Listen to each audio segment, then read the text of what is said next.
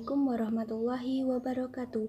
Perkenalkan, kami dari kelompok 10 yang beranggotakan saya Lia Agustiara dan teman saya Elma Elvianti. Di sini kami akan menjelaskan mengenai strategi, model, dan metode pembelajaran fikih di SDMI. Yang pertama, model. Model menurut Trianto merupakan suatu konseptual yang menjabarkan langkah-langkah yang runtut dalam menyusun kegiatan belajar guna untuk mencapai tujuan pembelajaran serta berfungsi untuk pegangan penyusun pembelajaran dan pendidik pada saat akan menyusun dan melaksanakan proses pembelajaran. Model pembelajaran yaitu suatu model pembelajaran yang mencakup metode, strategi, teknik, dan pendekatan pembelajaran yang tersusun secara sistematis dalam pelaksanaan pembelajaran. Fathur Rahman dan Sulistiorini menyebutkan beberapa ciri-ciri model pembelajaran. Yang pertama, terdapat kontribusi antara intelektual emosional siswa dengan tindakan mengalami, menganalisis, membuat, dan membentuk sikap. Yang kedua, terdapat keikutsertaan siswa dengan aktif dan kreatif semasa kegiatan pembelajaran. Yang ketiga, pendidik sebagai fasilitator, motivator, koordinator, dan mediator. Yang keempat, menggunakan beberapa alat metode dan media pembelajaran. Selanjutnya, komponen-komponen model pembelajaran. Joyce dan Weil mengemukakan ada 5 bagian dalam model pembelajaran. Yang pertama, sintak. Sintak merupakan cara aktif proses pembelajaran. Yang kedua, social system. Social system merupakan kondisi dan aturan yang terdapat pada pembelajaran. Yang ketiga, principles of reaction merupakan rancangan pendidik melihat, memperlakukan, dan merespon siswa. Yang keempat, support system merupakan sarana dan prasarana, bahan, lingkungan, serta alat belajar yang dapat mendorong kegiatan pembelajaran.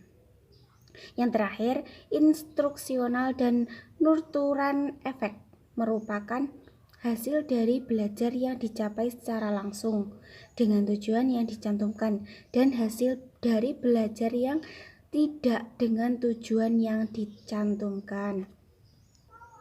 Poin selanjutnya yaitu jenis-jenis model pembelajaran. Menurut interaksi antara pendidik dan peserta didik, model pembelajaran terbagi menjadi 2. Yang pertama, model pembelajaran yang berpusat pada pendidik. Model pembelajaran ini berlandaskan pada konsep belajar sosial, konsep belajar behavioral, dan konsep pemrograman informasi. Model ini fokus pada pendidik pada saat pembelajaran berlangsung dengan menggunakan metode ceramah. Yang kedua, model pembelajaran berpusat pada siswa. Model pembelajaran ini berlandaskan pada peserta didik. Salah satu model yang dipakai dalam model ini yaitu model pembelajaran berbasis masalah yang berlandaskan pada konsep konstruktivisme. Model pembelajaran sangat penting diperlukan dalam proses pembelajaran agar peserta didik dapat mencapai tujuan belajar yang lebih efektif dan efisien. Keberhasilan seorang pendidik diperoleh dari adanya model pembelajaran yang baik, sehingga peserta didik mudah untuk memahami suatu materi yang diajarkan oleh pendidik. Di sini saya akan menjelaskan tentang strategi pembelajaran fikih.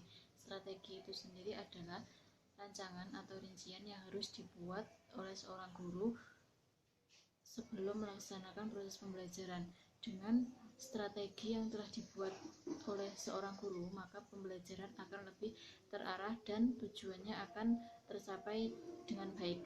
Nah, strategi itu banyak sekali, tetapi strategi yang dipilih seorang guru harus sesuai dengan kebutuhannya, disesuaikan dengan kondisi kelas, baik itu siswa ataupun keadaan yang ada di kelas lainnya.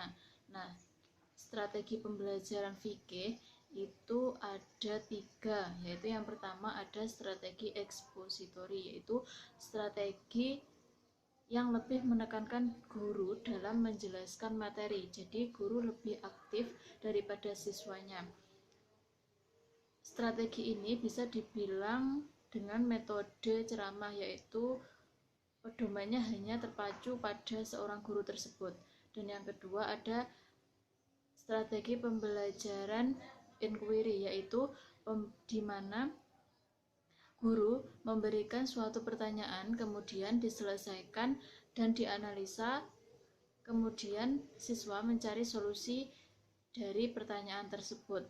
Nah, dengan begitu, tanpa disadari, siswa akan terlatih untuk berpikir kritis, logis, dan bisa diterima oleh akal.